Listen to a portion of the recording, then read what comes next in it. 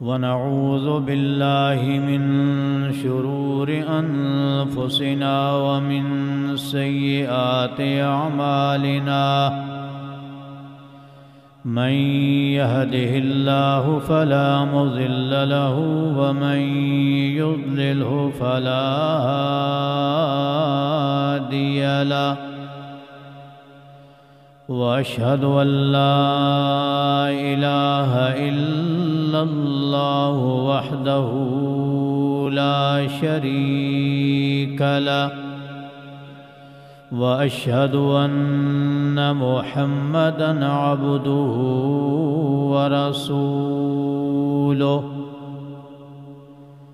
يا أيها الذين آمنوا اتقوا الله حق تقاته ولا تموتن إلا وأنتم مسلمون يا أيها الناس اتقوا ربكم الذي خلقكم من نفس واحدة وخلق منها زوجها وبث منهما رجالا كثيرا ونساء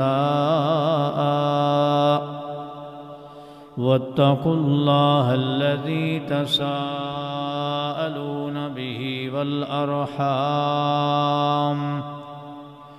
إن الله كان عليكم رقيبا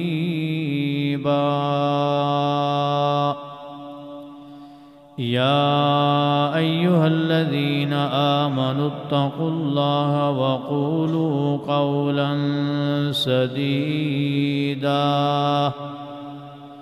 يصلح لكم أعمالكم ويغفر لكم ذنوبكم ومن يطع الله ورسوله فقد فاز فوزا عظيما اللهم صل على محمد وعلى أزواجه وذريته كما صليت على آل إبراهيم وبارك على محمد وأزواجه وذريته كما باركت على آل إبراهيم إنك حميد مجيد أما بعد فإن خير الحديث كتاب الله وخير الهدي هدي محمد صلى الله عليه وسلم وشر الأمور محدثاتها وكل محدثة بدعة وكل بدعة ضلالة وكل ضلالة في النار قال الله تبارك وتعالى فأعوذ بالله السميع العليم من الشيطان الرجيم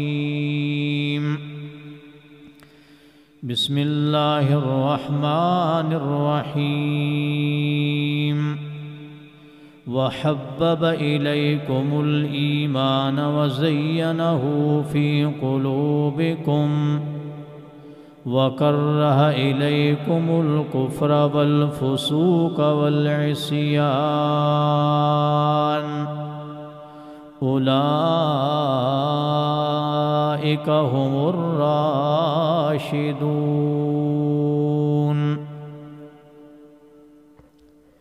اللہ تعالیٰ صحابہ کرام کے بارے میں فرماتے ہیں اللہ نے ایمان کو تمہاری محبوب چیز بنا دیا ہے اور اس کو تمہارے دلوں میں مزین کر دیا ہے کفر نافرمانی اور فسق تمہارے نزدیک ناپسند قرار دیا ہے یہی لوگ ہدایت یافتہ ہیں اس آیت کا معنی یہ ہے کہ صحابہ کرام کے دلوں میں ایمان جاگزین تھا ایمان نے ان کے دلوں میں اپنی جگہ بنا لی تھی اور ان کے دلوں میں نافرمانی کی کوئی گنجائش نہیں تھی، وہ نافرمانی کو ناپسند کرتے تھے۔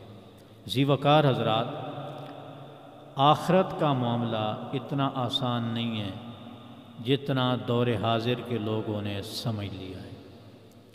یہ اس زمانے کی بات ہے صحابہ کرام کی، جہاں ان کو جس وقت ہر قسم کی عبادت کرنے کا موقع تھا، تبلیغ بھی ان جیسی کسی نے نہیں کی۔ ہاں کہ حالانکہ جن کو تبلیغ کی جاتی تھے وہ اسلام کے سخت دشمن ہوتے تھے۔ اللہ تعالیٰ ہمیں معاف کرے اور ہم سے بھی دین کی خدمت لے لے۔ جہاد کرنا ہے اس پہ بھی نام سر فہرست ہے، صدقہ و خیرات کرنا ہے اس میں بھی نام سر فہرست ہے، عبادات کرنی ہیں۔ یہ مثالیں تو ہیں کہ نبی کریم علیہ السلام روکتے تھے کہ یہاں مقدار کم کر دو، یہاں مقدار کم کر دو۔ ان حضرات کا ایمان اور عمل ہمارے لیے معیار ہے۔ ہم ان کی زندگیوں کے ایک ایک پہلو کا ذکر کر رہے ہیں تاکہ ہمارے اندر یہ رغبت پیدا ہو سکے کہ ان کا مطلوب بھی اللہ کو راضی کرنا تھا، ہمارا مطلوب بھی یہی ہے۔ جبکہ وہ خیر کا زمانہ تھا، آج کل عمل کرنا اس میں کوئی شک نہیں مشکل ہے، لیکن مطلوب تو ہے۔ سیدنا عبداللہ بن عمر بن عاص رضی اللہ تعالیٰ عنہ 7 سن ہجری کے بعد کسی وقت مسلمان ہوئے۔ جب یہ مسلمان ہوئے، عمل کرنے کی بہت رغبت تھی۔ ذی وقار حضرات، فَإِنْ آمَنُوا بِمِثْلِ مَا آمَنْتُمْ بِهِ فَقَدِ اهْتَدَوْا، ہماری ہدایت کے لیے اللہ تعالیٰ نے صحابہ کرام کا ایمان معیار قرار دیا ہے۔ مثال ہے نا، اللہ اور اس کے رسول حکم دینے والے ہیں۔ اچھا، حکم ماننا کیسے ہے؟ بطور مثال صحابہ کرام، یہ مثال ہے کہ انہوں نے قرآن و سنت پر عمل کیسے کیا۔ عبداللہ بن عمر بن عاص رضی اللہ تعالیٰ عنہ مسلمان ہو گئے اور عمل کی بے انتہا رغبت تھی۔ حضرات، اتنی رغبت تھی، والد صاحب نے قریشی خاندان کی خاتون سے شادی کر دی۔ قریش کا خاندان عربوں میں، اور نبی کریم علیہ السلام نے بھی فرمایا کہ نامور خاندان، آپ علیہ السلام بھی قریش سے تھے۔ پھر قریش کے اندر قبیلے بنے، بنو ہاشم قبیلہ بنا، آپ علیہ السلام بنو ہاشم سے تھے۔ کائنات میں سب سے عظیم قبیلہ بنو ہاشم ہے، نبی کریم علیہ السلام کا قبیلہ۔ بہرحال قریشی، جناب شادی ہو گئی، باپ نے بڑے ناز سے شادی کی۔ تو کچھ دنوں کے بعد باپ اپنی بہو کے پاس آئے، قریشی بہو، بیٹا سنائیں میرے بیٹے آپ کو کیسے لگے؟ تو انہوں نے کہا جی آپ کا بیٹا دن میں روزہ رکھتا ہے ہر روز اور پوری رات قیام کرتا ہے، میرے ساتھ ان کا کوئی تعلق نہیں، کوئی پوچھنا بتانا دسنا، کوئی میاں بیوی کے تعلقات کیا حقوق ہیں، کوئی سروکار ہی نہیں ہے۔ یہ شکایت کر دی بہو نے۔ عبداللہ بن عمر بن عاص کے والد عمر بن عاص حضرات نبی کریم علیہ السلام کے پاس چلے گئے کہ میں نے جی اپنے بیٹے کی قریشی خاندان سے شادی کی، وہ اتنی عبادت کی رغبت ہے کہ جناب بیوی کو پوچھنے کے لیے تیار نہیں، بیوی کے حقوق ہوتے ہیں۔ آپ علیہ السلام نے عبداللہ بن عمر بن عاص کو بلایا کہ بھائی آپ کا عمل زیادہ ہے، عمل کم کریں۔ بہرحال تفصیل ہے اس میں، آخر میں آپ صلی اللہ علیہ وسلم نے مہینے میں 3 روزوں کا سب سے پہلے حکم دیا۔ حضرات ان 3 روزوں کا تو ہم اہتمام کرنا چاہیے، کم از کم اگر آپ ایام 20 کر لینا، چاند کی 13، 14، 15 تاریخ، 3 دن لگاتار، ویسے اگر بندہ ہر سوموار کو رکھے ذرا مشکل لگتا ہے، 3 دن لگاتار مہینے میں 3 دن روزے رکھنا آسان عمل ہے، مشکل نہیں۔ یہ آپ علیہ السلام نے کم از کم، انہوں نے کہا جی میں تو مزید، میرے اندر بڑی طاقت ہے، میں روزے رکھ سکتا ہوں۔ بالآخر آپ کا آخری فیصلہ یہ تھا کہ آپ حضرت داؤد علیہ السلام والے روزے رکھیں۔ وہ کیا؟ 1 دن روزہ 1 دن ناغا، 1 دن روزہ 1 دن ناغا۔ تو عبداللہ بن عمر بن عاص نے کہا ٹھیک ہے جی میں حضرت داؤد علیہ السلام والے روزے رکھوں گا۔ حضرات 12 مہینے ہیں، اللہ اکبر، رمضان کا مہینے الگ کر لیں، وہ تو پورا مہینہ کرنا ہے، باقیوں کے 11 مہینے، 11 مہینوں میں ان کے کتنے روزے بنیں گے؟ 5.5 ماہ، 1 مہینہ رمضان کا، وہ ایک سال میں سبحان اللہ 6.5 ماہ روزے رکھتے تھے۔ ایک سال میں 6.5 ماہ روزے، 6.5 ماہ، سبحان اللہ، اللہ اکبر۔ بڑی بات ہے، چھوٹا منہ ہے، لیکن اب بیان تو کرنی ہے۔ 6.5 ماہ روزے۔ حضرات نبی علیہ السلام کی زندگی میں 3-4 سال تو وہ آپ علیہ السلام کی زندگی پائی، اور ان کی وفات کم از کم 63 سن ہجری بھی، توجہ کریں گے، 63 سن ہجری میں، یعنی نبی علیہ السلام کے بعد یہ کم از کم 53 سال زندہ رہے، 53 سال، 50 اور 3، اور ہر سال یہ 6.5 ماہ روزے رکھتے تھے۔ 53 یعنی کم از کم 53۔ دوسرے اقوال بھی ہیں کہ 55 سال زندہ رہے، 57 سال زندہ رہے، 60 سال زندہ رہے۔ حضرات نبی علیہ السلام کے بعد 53 سال، نصف صدی سے زیادہ زندہ رہے، اور ہر سال 6.5 ماہ روزے رکھتے تھے، اور یہ کہتے تھے کہ میں آخر میں بوڑھا ہو گیا، ہمت نہیں پڑتی تھی۔ اور ظاہر بات ہے روزہ چھوڑنا بھی جائز تھا، چھوڑنا بھی جائز تھا جب ہمت دینی تھی، بزرگ ہو گئے تھے، لیکن کہتے ہیں کہ میں نے پھر نبی علیہ السلام سے جو ایگریمنٹ کیا تھا میں تا موت اس پہ برقرار رہا۔ 6.5 ماہ روزے، سبحان اللہ۔ حضرات ان لوگوں کا مطلوب بھی کیا تھا کہ دنیا میں بھی کامیاب ہو جائیں، آخرت میں بھی کامیاب ہو جائیں۔ ان کا مطلوب بھی یہی تھا، ہمارا مطلوب بھی یہی ہے کہ ہم یہاں بھی کامیاب ہو جائیں، آخرت میں بھی کامیاب ہو جائیں۔ کاش ہم دنیا کی کامیابی کو بھی اللہ کے حکم سے شروع کریں۔ بھئی پہلے اللہ کا حکم ہے۔ جس ادارے میں ہمارے بچے نے جا کر نافرمانیاں کرنی ہیں، جس کاروبار میں نافرمانیاں کرنی ہیں، نہیں بھائی یہ تعلیم ہمیں نہیں چاہیے۔ جہاں ہمارے بچے کو نافرمانیاں کرنی پڑ جائیں، تو بات یہ ہے کہ عجیب بات ہے، یہ تھی جناب ان کے روزوں کی مقدار۔ نبی علیہ السلام کی زندگی میں تو انہیں رکھ ہی رکھے ہیں نا جی، 6.5 ماہ ہر سال میں۔ نبی علیہ السلام کے بعد حضرات 55 سال، 55 سال ہم ہر سال مطلب 1 مہینے کا تقریباً رکھتے ہیں نا، اور مطلب باقی نفلی روزوں کا اہتمام ہمارے ہاں بہت کم ہے۔ اس حدیث کا تقاضا یہ ہے کہ ہر مسلمان کو کم از کم 3 روزے۔ حضرات ہم کتنے خوش ہوتے ہیں رمضان کے بعد، اور خطبہ عید الفطر میں بھی ہمیں بڑی رغبت دلائی جاتی ہے کہ آپ نے روزے رکھے 1 مہینہ، اور وہ فرض ہیں۔ حضرات اس آدمی کی خوشی کی بات کیا ہوگی جو 1 سال میں 6.5 ماہ روزے رکھے، اور اللہ تعالیٰ کی ان کو طاقتیں ملتی تھی، قوتیں۔ یہ تھا روزوں کا حال۔ اب جناب نبی علیہ السلام نے بات شروع کی قیام اللیل، رات کا قیام۔ ہاں جی، پوری رات عشاء سے لے کر اذان فجر ہونے تک میں قرآن مجید کی تلاوت مکمل کرتا ہوں، الحمد شریف سے لے کر والناس تک، جتنا ان کی زندگی میں نازل ہو چکا تھا، جتنا نازل ہو چکا تھا۔ تھوڑا سا آخری 3-4 سالوں کی بنسبت پہلے کافی قرآن مجید نازل ہو چکا تھا، بہرحال جتنا بھی تھا، 20 پارے تھے، 25 پارے تھے، ہر روز 1 بار تلاوت۔ تو وہ آپ علیہ السلام نے فرمایا کہ بھائی اس طرح کریں، بھائی اب مہینے میں 1 ختم کیا کریں۔ تو ہمارے بعض روایات میں 40 دنوں کا ذکر ہے، تو ہمارے محدثین کہتے ہیں کہ اس حدیث کا تقاضا یہ ہے کہ بندے کو حضرات کم از کم اپنی زندگی میں 1 مہینے میں قرآن مجید مکمل کرنا چاہیے۔ 1 مہینے میں یہ جو ہے نا جی، سورہ یاسین روزانہ پڑھ لی، ہاں، یا سورہ ملک پڑھ لی، یا فاقہ دور کرنے کے لیے سورہ واقعہ پڑھ لی، یہ ثابت نہیں ہے۔ فاقہ دور کرنے کے لیے واقعہ پڑھنا، ویسے یہ بات ذہن نشین کر لے کہ یہ قرآن مجید صرف فاقے دور کرنے کے لیے نہیں ہے۔ یہ جو ہے نا فلاں رزق کے لیے 500 دفعہ یہ وظیفہ کریں، بہو کے لیے یہ وظیفہ کریں، یہ قرآن مجید کا یہ مقصد نہیں ہے کہ ہم دنیاوی، بھائی جائز ہے، لیکن جائز آپ اللہ تعالیٰ سے جائز دعا کریں، بہرحال یہ الگ بات ہے، وظیفوں کے پیچھے ویسے پڑھنا نہیں چاہیے، یہ بات ذہن نشین کر لیں۔ جو قرآن و سنت سے ثابت ہے، حضور پاک نے، ہم اپنی زندگی میں ان ہدایات پہ عمل نہیں کر سکتے جتنی حضور پاک دے چکے ہیں، ہم آگے تو پڑھیں۔ ایک اللہ کا بندہ کہ بھئی اس وظیفے کے بعد دعا قبول ہوتی ہے، اور اگر نبی علیہ السلام کہہ دیں کہ ان 2 دعاؤں کے بعد دعا قبول ہوتی ہے، تو ہمیں کس کا اہتمام کرنا چاہیے؟ عجیب بات ہے، ہم بھی لوگوں کے تجربات پہ زیادہ ایمان رکھتے ہیں۔ نبی علیہ السلام نے کئی نسخے بتائے ہیں کہ اس کے بعد جو دعا کریں گے وہ قبول ہوگی۔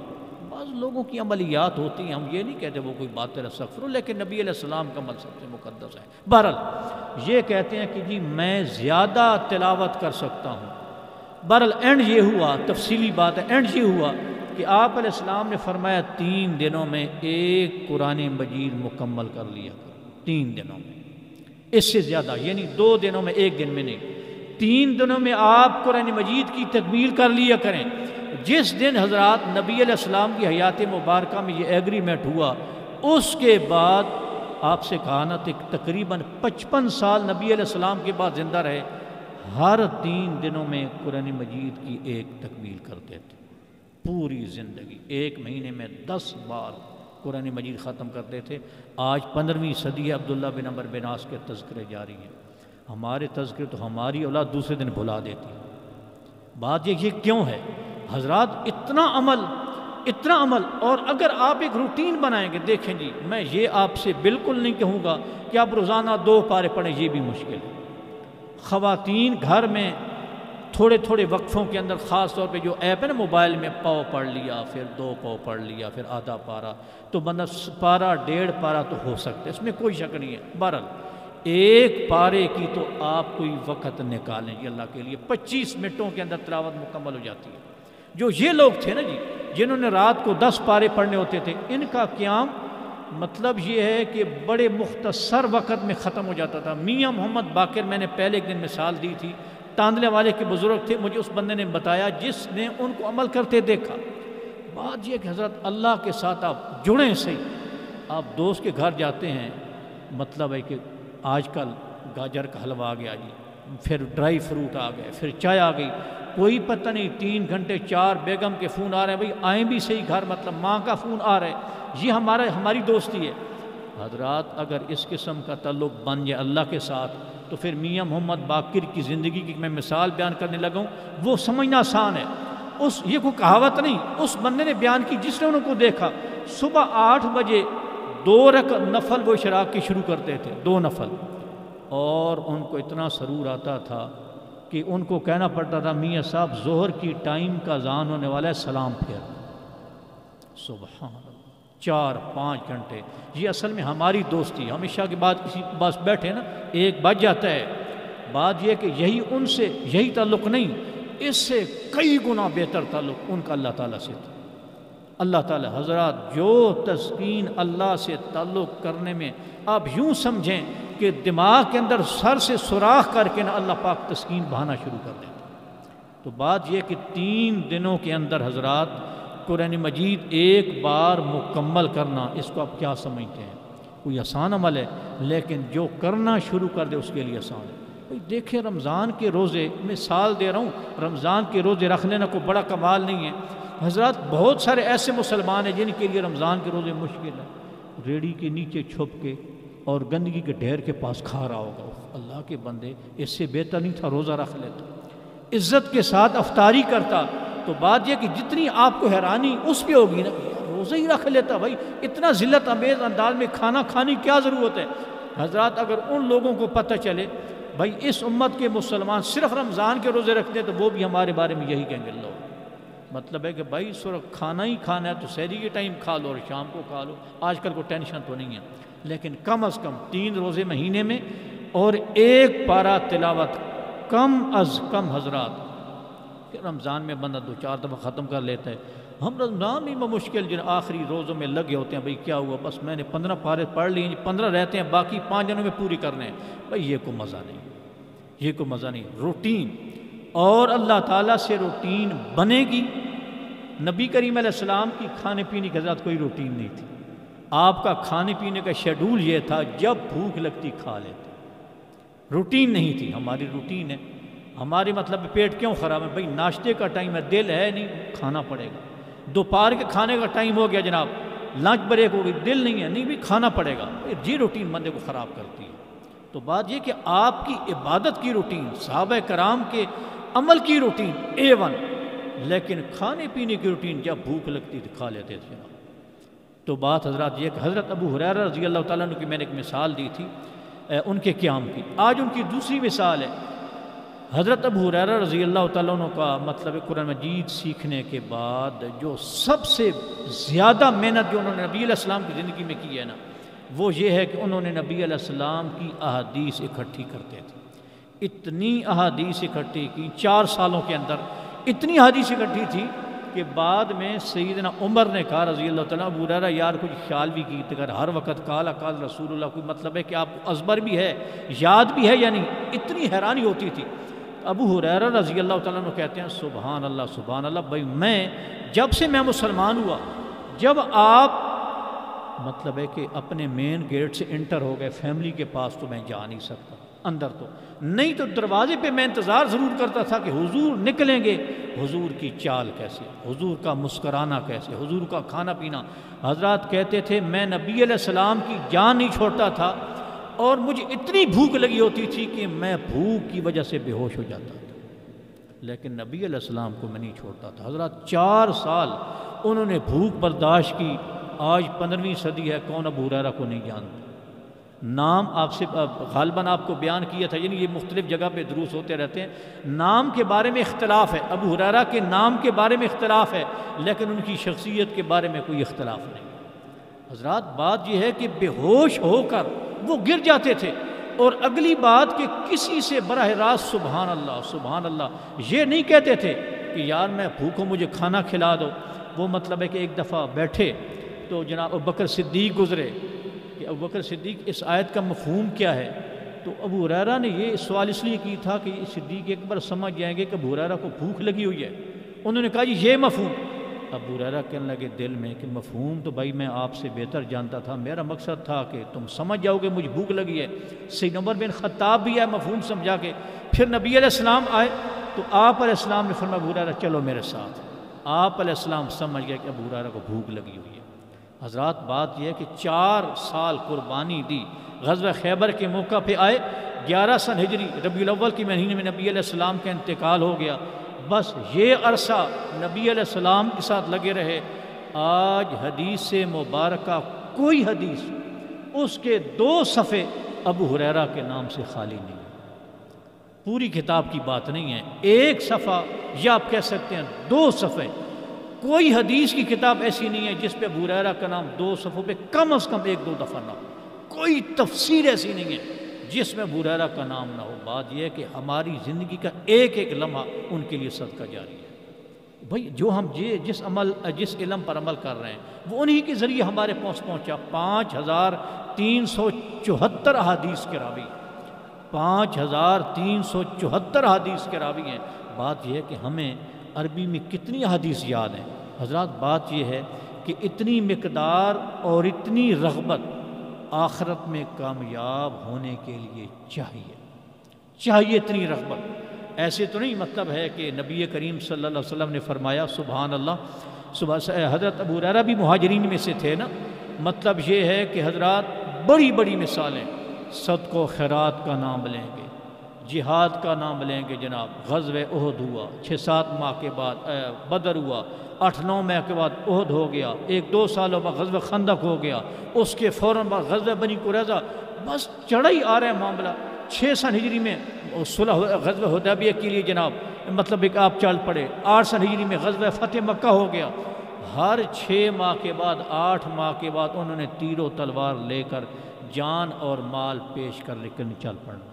یہ صحابہ کرام، اگر کوئی ایک مارکہ فوت ہو گیا تو جناب افسوس کہ بھائی اگلے مارکے میں یہ کمی پوری کرنی ہے۔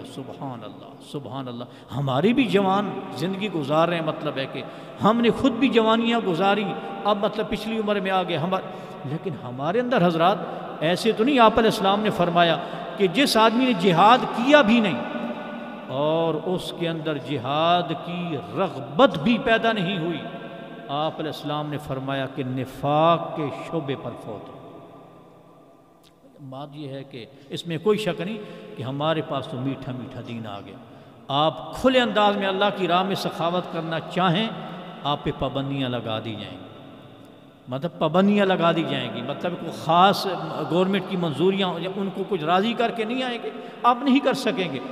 مطلب کہاں یہ ہے کہ اللہ پاک معاف کرے ہم جناب انڈیا کے لوگوں کو مسلمان کرنے کے لیے خط لکھیا جائیں یا یہ کریں، کس طرح ہمارے پاس مطلب ہندوستان میں اسلام کیسے آیا؟ بات حضرات یہ کہ یہ قربانیاں تو ابھی بڑی دور کی بات، بڑی دور کی، جو چیز ہم اپنے آپ کو سنوارنے کے لیے صدقہ و خیرات کی باری آئے گی، 10، 50، 100، 500، 1000 تک جائیں گے نا حضرات، گھر کا سارا مال کون پیش کرے گا؟ سبحان اللہ، گھر کا آدھا مال کون پیش کرے گا؟ جب جائیدادیں کون تقسیم کرے گا؟ صبح بڑی باتیں منہ چھوڑا، جائیدادیں، یعنی صحابہ کرام نے تو جائیدادیں بھی تقسیم کر دی، یہ 2 مربع جی 400 کنال، 200 کنال فلاں کو دے دو، 200 کنال میں اپنے پاس رکھ لیتا ہوں۔ حضرات یہ بھی مثالیں صحابہ کرام کی موجود ہیں، تو ان کے ایمان کو حضرات ہمارے لیے بنایا گیا آئیڈیل، ہمارے لیے آئیڈیل۔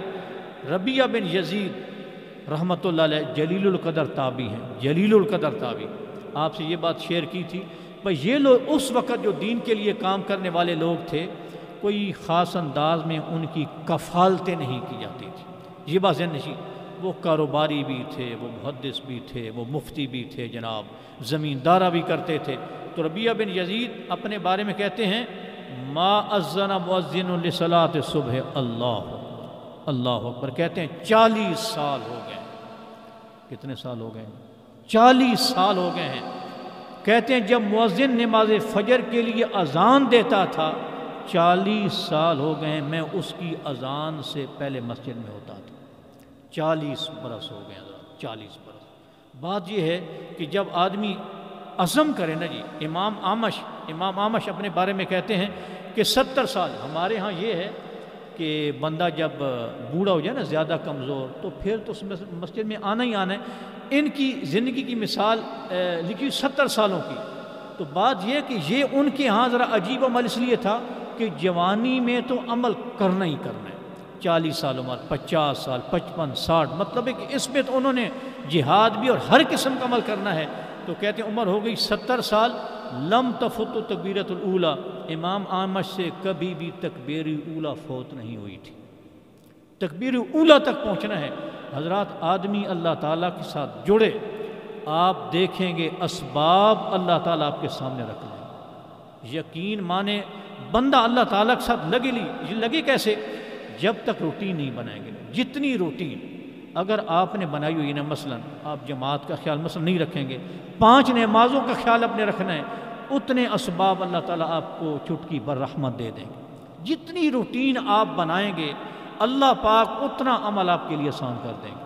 کئی ایسے نمازی ہیں کہ شیطان ان کو یہ نہیں ورغلائے گا کہ بھئی نماز چھوڑ دے، شیطان کو پتہ ہے چھوڑنی اس نے کوئی نہیں، اب اس کو لیٹ کریں، اس کو لیٹ کریں، مطلب ہے کہ خیال ڈالیں۔ اگر آپ جماعت کی روٹین بنائیں گے اللہ پاک جماعت کی روٹین آسان، رمضان کے روزوں کی آپ روٹین بناتے ہیں نا اللہ پاک وہ آسان کر دیتا ہے۔ مطلب جو آپ کو افطاری کے ٹائم مزہ آتا ہے، روزہ خور کو کیا دن میں کھانا کھاتے وقت وہ لطف نصیب ہوتا ہے، اگر ثواب کو نہ لیں، اجر کی بات نہ کریں۔ حضرات بات یہ ہے کہ آپ روٹین بنائیں گے، 30,000 تنخواہ جی 3,000 اللہ کے نام پہ 2,000، چلو 3 ذرا 10% بن جاتا، مشکل ہے، آپ نے نکالنا، آپ سمجھ لیں کہ آپ کی تنخواہ 28,000 روپے ہے، وہ کسی اعداد و شمار میں نہیں، کوئی کل پرسوں پھر غریب آ جائے 50-100 پھر دے دینا، یہ نہیں کہ وہ 2,000 نکال دیا بس۔ بات محترم یہ ہے کہ روٹین بنائیں گے، ایک وقت آئے گا کہ جو مطلب ہے نا 10 گنا اللہ پاک عطا کرتے ہیں۔ ادھر سرگودا میں ایک آدمی ہے، کہتے ہیں کہ میرے حالات ٹھیک نہیں تھے، بہرحال کہتے ہیں میں نے ایک جگہ پہ 3 لاکھ مسجد کے لیے مانا، مسجد کے لیے 3 لاکھ، اور شام تک اللہ تعالیٰ نے مجھے 30 لاکھ عطا کر دیا۔ حالات میرے ٹھیک نہیں تھے لیکن میں نے اللہ کے لیے دے دیا، شام سے پہلے اللہ پاک نے مجھے عطا کر دی۔ اللہ پاک دنیا میں بھی بندے کی نیکی نہیں رکھتے، آخرت میں تو دینا ہی دینا ہے نا۔ مومن کو اللہ پاک 2 صلہ دیتے ہیں، دنیا میں بھی اور آخرت میں بھی۔ حضرات روٹین بنائیں گے، پھر دیکھیں گے اللہ پاک فَسَنُيَسِّرُهُ لِلْيُسْرَى، نیکیاں کرنے والے کے بارے میں اللہ پاک فرماتے ہیں کہ ہم اس بندے کو، اس آیت میں اللہ تعالیٰ نے یسرا کا معنی ہے آسان چیز، غور کریں گے، اللہ تعالیٰ نے اس آیت میں نیکی کو آسان چیز قرار دیا، اور یہ نہیں فرمایا کہ ہم نیکی کو اس کے لیے آسان کر دیں گے، اللہ نے فرمایا ہم اس بندے کو نیکی کے لیے آسان کر دیں۔ وَأَمَّا مَن بَخِلَ وَاسْتَغْنَىٰ، جس نے بخیلی کی اور میری راہ سے دور ہوا، فَسَنُيَسِّرُهُ لِلْعُسْرَى، اسرا کا معنی ہوتا ہے مشکل کام۔ مشکل کام اللہ پاک برائی کو کہہ رہے ہیں کہ ہم مشکل کام کے لیے اس بندے کو آسان کر دیتے ہیں، اس بندے کو آسان۔ یہ بات نہیں اللہ نے فرمائی کہ برائی آسان ہو جاتی ہے، نہیں، بندہ برائیوں کے لیے آسان ہو جاتا ہے۔ برائیوں پہ برائی کون کرتا ہے؟ جو برا ہو۔ حضرات قتل کون کرتا ہے تیسرے دن؟ جس کی زندگی قتل میں گزر گئی ہو۔ چغلیاں کون کرتا ہے؟ جو کرتا رہتا ہے۔ اب تھوڑی پھر زیادہ حضرات، جو چیز آپ جیسے روٹین بنائیں گے برائی کی، برائی کے اسباب اللہ تعالیٰ سامنے رکھ دے گا، نیکی کی اللہ پاک نیکی کے اسباب سامنے رکھ دے گا۔ تو بات یہ ہے کہ ان لوگوں کی میں نے 2 مثالیں بیان کی۔ عبداللہ بن عمر بن عاص ہر 3 دنوں کے اندر قرآن مجید مکمل کرتے تھے، اور ان کی زندگی انہوں نے اسلام والی کتنی پائی؟ تقریباً 60 سال۔ 4-5 سال نبی علیہ السلام کی زندگی میں، 55 سال آپ علیہ السلام کے بعد 60 سال ان کا یہ عمل رہا کہ 1 مہینے میں 10 بار قرآن مجید مکمل کرتے تھے، اور 1 سال پوری زندگی، 1 سال میں روزے کتنے رکھتے تھے؟ 6.5 ماہ، 6.5 ماہ۔ ابو ہریرہ نے بھوک برداشت کی اس لیے کہ نبی علیہ السلام کے ساتھ لگا رہوں اور آپ علیہ السلام کی کوئی ادا مجھ سے فوت نہ ہو جائے۔ اللہ پاک نے پھر اجر بھی دی۔ پھر تابعین کا زمانہ آیا، جس نے زیادہ کنٹریبیوشن اسلام کو دیا اس کا نام آج بھی زندہ جاوید، آج بھی نام زندہ جاوید ہے۔ انہوں نے جو علم آگے پہنچایا ہمارے تک پہنچا، ہم عمل کر رہے ہیں۔ گیا جناب 14 صدیاں ہوگی ان کو فوت ہوئے، لیکن اجروں پہ اجر ملا جا رہا ہے۔ کیوں؟ ان کا صدقہ جاری ہے، انہوں نے وہ علم آگے پہنچایا۔ اللہ تعالیٰ ہمارے حالات پہ بھی رحم فرمائے۔